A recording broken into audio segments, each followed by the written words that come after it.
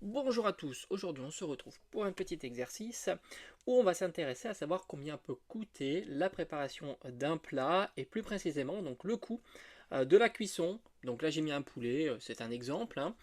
Ça pourrait être tout un tas de plats, dès l'instant que tu vas adapter ton exercice avec le four que tu peux avoir ou le temps de cuisson et ainsi de suite. Pour un four de puissance 2000 watts, temps de cuisson, j'ai mis 1 h et 30 minutes et prix du kilowattheure 25 centimes d'euros. Voilà. Après, évidemment, tout ça, je te donne toute la méthode, je t'explique.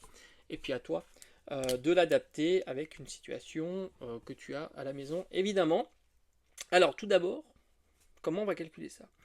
Alors, on a différents éléments qui nous permettent de réaliser ce calcul relativement simple. On a la puissance de l'appareil, le temps de fonctionnement, temps de cuisson, et enfin, on verra ça à la fin, évidemment, le prix du kilowattheure.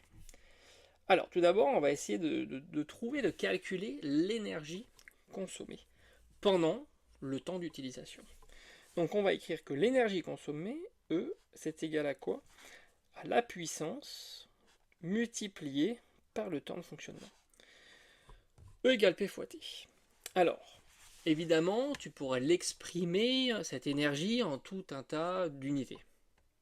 On va essayer d'harmoniser les unités pour retomber tout simplement par une énergie en kilowattheure. Ça sera évidemment plus simple pour nous. En l'occurrence, ici, la puissance de l'appareil est de 2000 watts. Donc, on va tout simplement convertir notre puissance en kilowatts. Alors, je t'avoue, c'est pas très difficile, puisqu'il faut 1000 watts pour faire 1 kilowatt. N'oublie pas que kilo veut tout simplement dire 1000. Par conséquent, ici, P égale 2 kilowatts. Très bien. Et T égale, alors, on veut convertir le temps en heures. Là aussi, c'est pas très compliqué. On est tous d'accord pour dire que 1 heure, c'est 1. 30 minutes. Alors tu vas me dire, est-ce que c'est compliqué de convertir 30 minutes en heures? Moi j'ai envie de te dire que non, puisque 30 minutes, c'est quoi? C'est tout simplement une demi-heure. Donc la moitié d'une heure. Une heure, c'est 60 minutes. 30 minutes, c'est la moitié. Donc la moitié de 1 heure, c'est 0,5 heures. Donc on va rajouter les 0,5 et on a un temps exprimé en heures. Donc le temps est de 1,5 heures. Attention, l'erreur classique, c'est de considérer que c'est 1,3. Non, évidemment que non. Il faut toujours ramener les minutes par rapport aux heures. Donc ici, 30 minutes par rapport à 60 minutes qui correspond à 1 heure.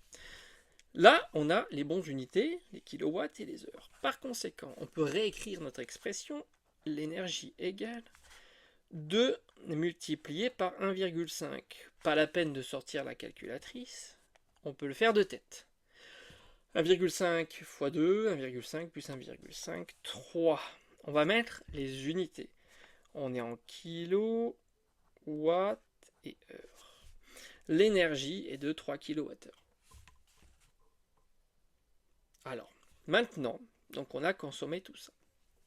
Maintenant, il nous suffira d'appliquer le prix, donc de multiplier donc le prix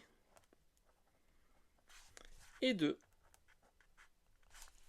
donc on peut l'appeler prix égal à notre énergie, donc 3 multiplié par 25. Il faudra évidemment se rappeler qu'on est en centimes d'euros, heureusement, qui est égal à 75 centimes d'euros, soit 0,75 euros. Donc tu t'aperçois que la cuisson, lors de la préparation d'un repas, son prix n'est pas négligeable, évidemment. Alors évidemment, ça va dépendre davantage par rapport au temps de consommation. En règle générale, si on fait réchauffer un plat par exemple, ou des temps de cuisson plus courtes, de 20 à 30 minutes, on réduit considérablement la facture. Voilà, j'espère que cette vidéo t'aura plu. Si tu as des questions par rapport à ce type d'exercice, n'hésite pas poser dans l'espace des commentaires, j'y répondrai volontiers.